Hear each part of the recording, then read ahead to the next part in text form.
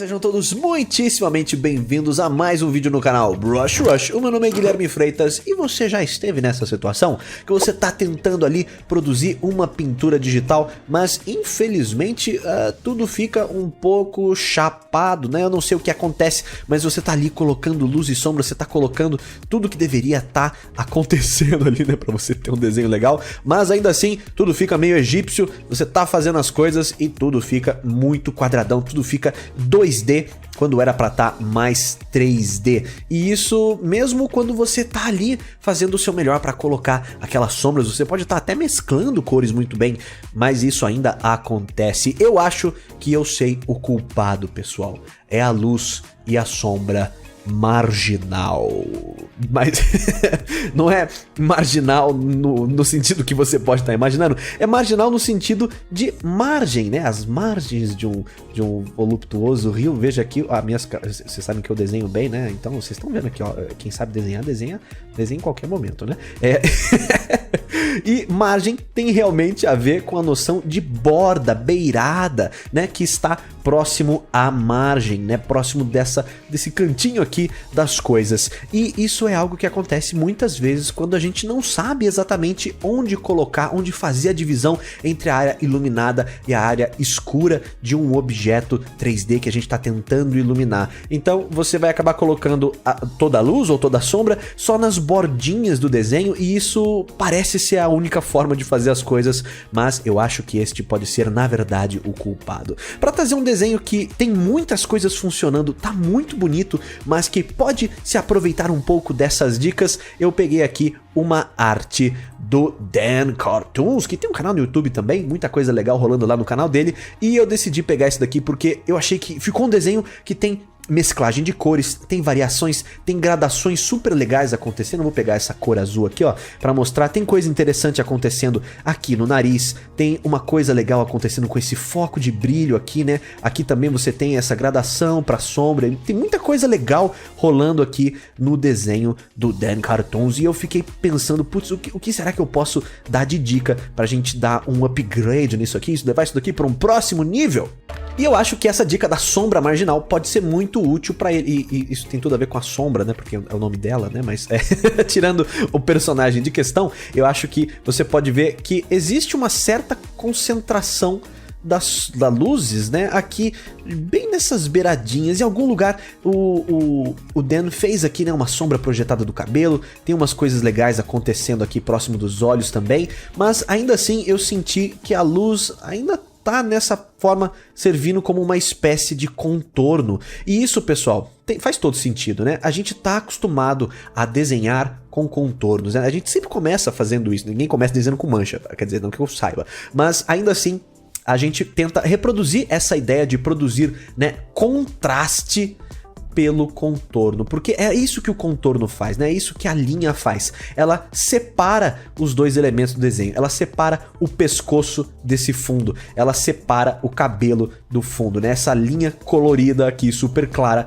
faz isso. Mas na imagem completa, né, do desenho do Dan, a fonte de iluminação disso é esse esqueminha que tá aqui, né? Deixa eu pegar a cor próxima aqui. É esse esqueminha que tá fazendo essa iluminação. E isso não tá necessariamente atrás da cabeça dela, né? Essa iluminação aqui é uma iluminação muito já do que a gente iria ver numa fonte que estivesse praticamente atrás da cabeça ou muito próximo da lateral. Essa aqui é uma fonte que no desenho original tá até um pouco à frente do rosto. E se está à frente do rosto, ora, a frente do rosto deveria estar iluminada também. Então eu fiz aqui em um outro momento o meu remake, e nesse remake eu fiz algumas anotações, eu fiz algumas coisas que eu queria mudar, e eu vou passar com vocês aqui ceninha por ceninha e a gente vai comentando pra ver um pouquinho, ó. Primeira coisa que eu fiz foi tentar colocar um pouquinho mais de algumas manchas em alguns lugares que eu achava que daria pra ter, fora eu também tentar reproduzir ali, né, arrumar algumas questões do rosto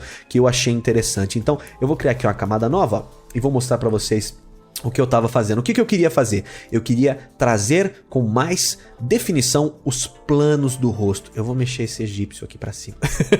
Os planos do rosto. E com isso, ó, você pode reparar que eu tô dividindo uma área de iluminação aqui com essa luz rosa. Essa luz rosa vindo aqui, né, nessa lateral do rosto. Eu acho que ela poderia ter mais influência. Assim como ela teve aqui, né, no pescoço, ela podia ter mais uma influência nessa parte toda aqui desses planos do rosto. Uma coisa que a gente vê, né, pessoal, que o rosto, uma das formas que você pode simplificar o rosto é justamente trabalhando com ele na ideia de uma superfície, né, que tem ali uma frente e que tem uma divisão de faces assim, né? Então, aqui a gente tem uma face e aqui a gente tem outra face, a face mais frontal, essa, né, a do rosto, e essa daqui que é mais lateral. Logicamente o rosto não é assim, parece a cara de um cavalo, mas isso daqui existe, né, o rosto não ocorre tão reto. Então essa parte aqui que desce da bochecha, vai até o queixo, é um lugar legal para você colocar uma iluminação ou uma sombra, dependendo do tipo de coisa que tá acontecendo por aqui. Se a gente avançar um pouquinho mais nesse vídeo, você pode reparar que eu fiz alguns outros ajustes, né, no olho, no nariz e tudo mais, e eu também tô produzindo algumas outras coisas aqui de ajuste, mas no final eu tô só refinando aquela estrutura que a gente já fez. Eu decidi também fazer algumas coisas com o nariz ali, mas que ainda estão dentro, muito dentro daquilo que o Dan fez dentro do desenho dele, que eu gostei bastante. Ele fez aqui, né? Você consegue ver que o nariz está dividido com luz e sombra nesse pedaço e tem um brilhinho especular aqui na pontinha do nariz. Eu preservei isso porque tá certíssimo, tem muita coisa ali dando certo. Eu dei uma mudada no formato do nariz, especialmente para fazer uma coisa mais angulosa. Eu acho que fica legal, né? Esse nariz mais retão. E justamente com isso daqui também. Isso que não existe, né? No mundo real não tem espaço para isso. Mas em jogos estilizados é muito comum que você vai ver esses planos do rosto serem super exagerados, né? Eles são deixados ainda mais duros, quase como se a pessoa fosse um boneco ou uma escultura. E isso é muito legal e tem bastante no estilo do Overwatch. Então aqui eu tô trazendo um pouquinho mais disso, não tem exatamente a ver com luz e sombra, mas algo que eu vou fazer ainda mais pro final, né, eu vou deixar um pouco mais claro, é que eu vou trazer essa iluminação aqui da parte da testa e da bochecha. Eu tô vendo que ela é primariamente algo que vem mais ou menos da direita, né? Ela tá vindo por cima, mas mais ou menos da direita. E nesse sentido eu vou trabalhar aqui nesse desenho com a ideia de trazer esse canto do rosto aqui numa sombra mais escura. E a gente pode também fazer uma sombrinha projetada aqui do nariz. E nisso a gente já vai conversar em mais detalhes sobre o que é isso, né? Sombra projetada aqui, que negócio que é esse? Vamos continuar dando uma olhadinha. Eu continuei produzindo aqui alguns ajustes, né? Aqui eu tava só... É que eu me empolguei, né? Era pra ser só sobre iluminação, mas...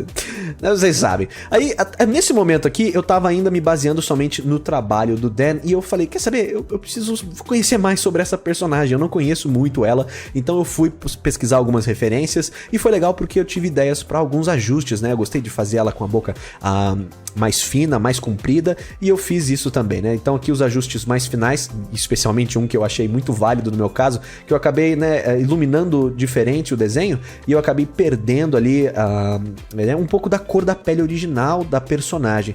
Então eu fiz questão de voltar aqui e fazer nos outros ajustes, e esse aqui é a versão final que você tá vendo.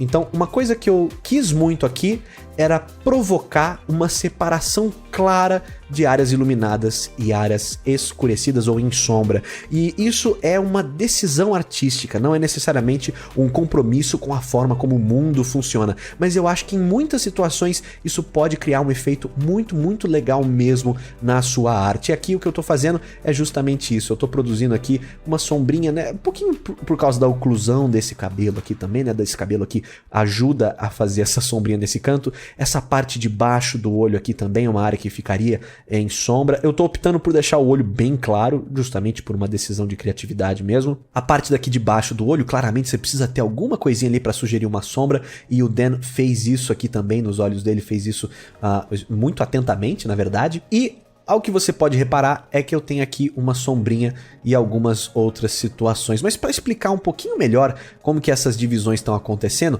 eu fiz um pequeno exemplinho que mostra algumas coisas sobre fundamentos de luz e sombra. Porque o que está separando esse desenho desse aqui, além, lógico, da diferença que pode ter de experiência, de há quanto tempo eu faço isso, há quanto tempo o Dan faz isso, e logicamente questões sobre gosto pessoal, é a questão que eu imagino a mais importante, que é essa coisa dos fundamentos de luz e sombra. Eu tenho algumas palavras na minha cabeça que eu tô meio que sempre repetindo e tô sempre indo atrás. Então, vamos falar um pouquinho sobre eles aqui. Então, alguns desses fundamentos que você vai ouvir falar bastante é a sombra da forma. Então, são fundamentos sobre luz e sombra aqui ainda. Sombra da forma, que em inglês você vai ouvir falar bastante como form shadow. Eu também usei no curso de pintura digital, eu chamei de sombra do objeto, essa daqui, e a sombra projetada, ou projected shadow, que é a sombra que objetos projetam em outros, basicamente isso.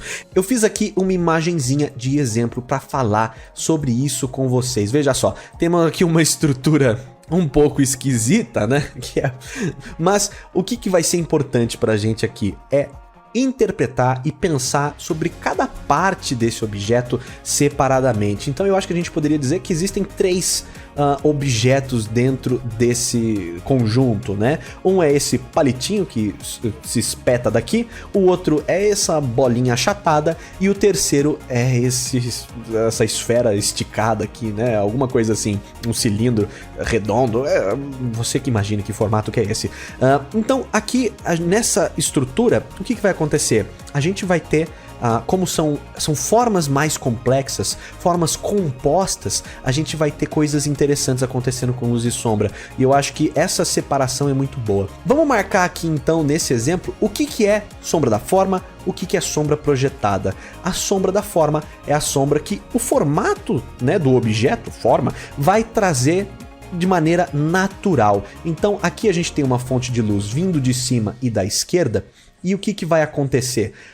Este objeto cilíndrico, né, chega um momento em que a luz não consegue mais atingir ele, porque, logicamente, a luz anda em raios, né, que andam sempre em linha reta. Essa é uma característica da luz, ela anda em linha reta, e chega uma hora em que a luz já não tá mais batendo, ela tá passando direto, né, aqui ela tá bimbocando, tá bimbocando, tá bimbocando, mas chega aqui, ela passa reto, e onde ela passa reto, ou até mesmo não atinge, é justamente onde a gente vai ter a marcação do que vai ser a sombra.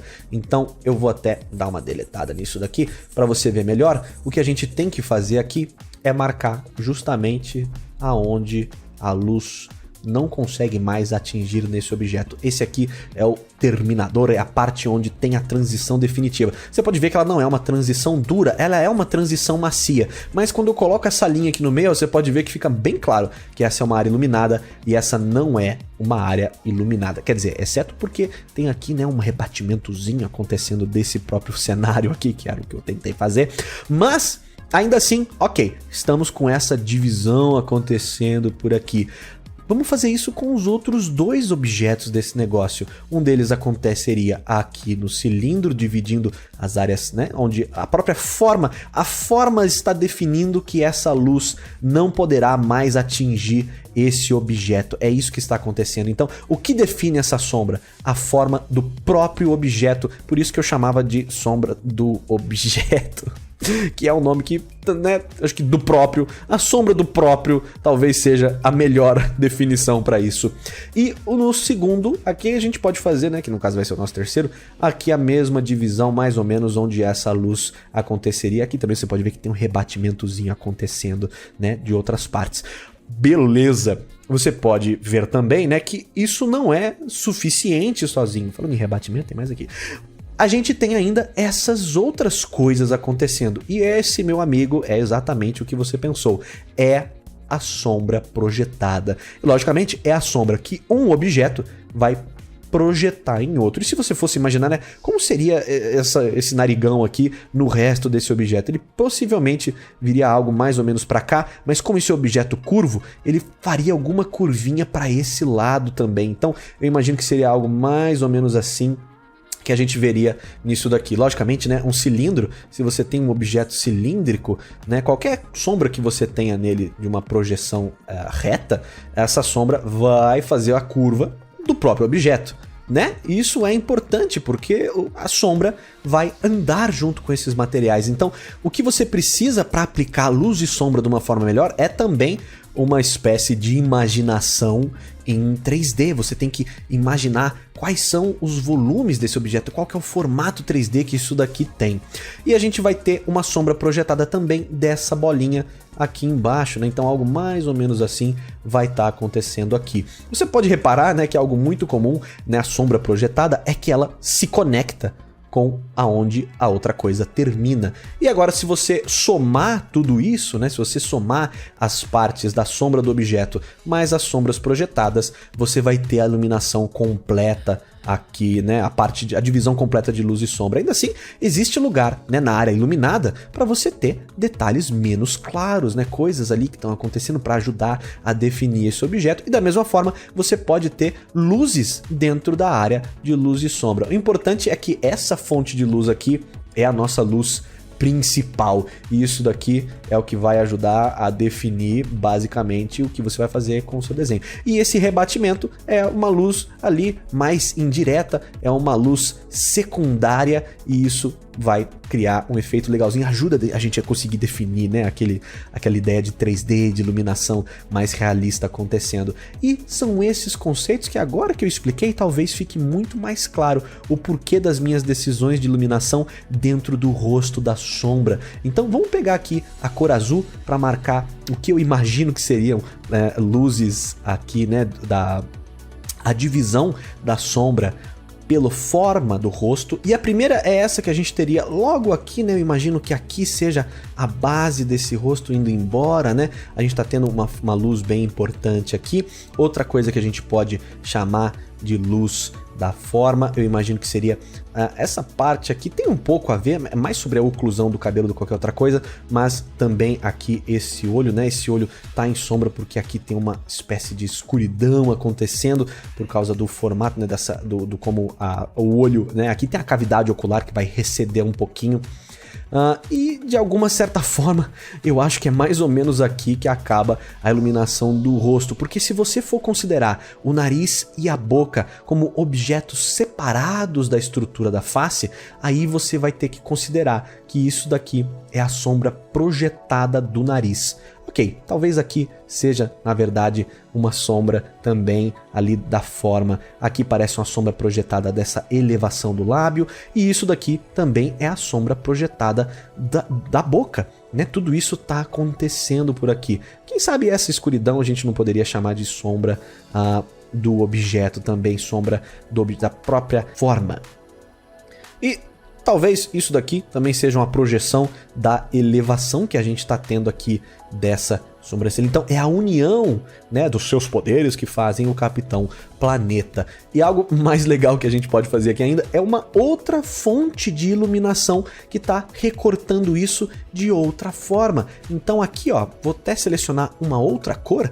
A gente está tendo essa divisão que seria aqui uma luz indireta, né, vindo aqui de um outro lugar que está fazendo a lateral desse rosto. Então é a união desses três elementos aqui que está criando essa impressão mais legalzinha. O resto dos ajustes que eu fiz na proporção do rosto é porque eu fiquei com vontade mesmo, e isso também eu comento naquele nosso outro curso. Mas em essência, ó, essa é a dica que eu queria trazer para vocês hoje aqui nesse vídeo, nesse formato diferente. Ficou meio longo, mas eu acho que pode ter sido interessante. Você viu que a gente, né, conversou bastante, mas eu espero que isso tenha servido para ajudar vocês a repensar um pouquinho como você tá fazendo luz e sombra. Eu acho que dá pra gente fazer coisas de uma forma um pouquinho diferente, e adicionando esses dois conceitos, talvez você consiga avançar aí também. Beleza, pessoal? Muito obrigado pela presença. A gente se vê no próximo vídeo aqui no canal Brush Rush. Valeu e falou!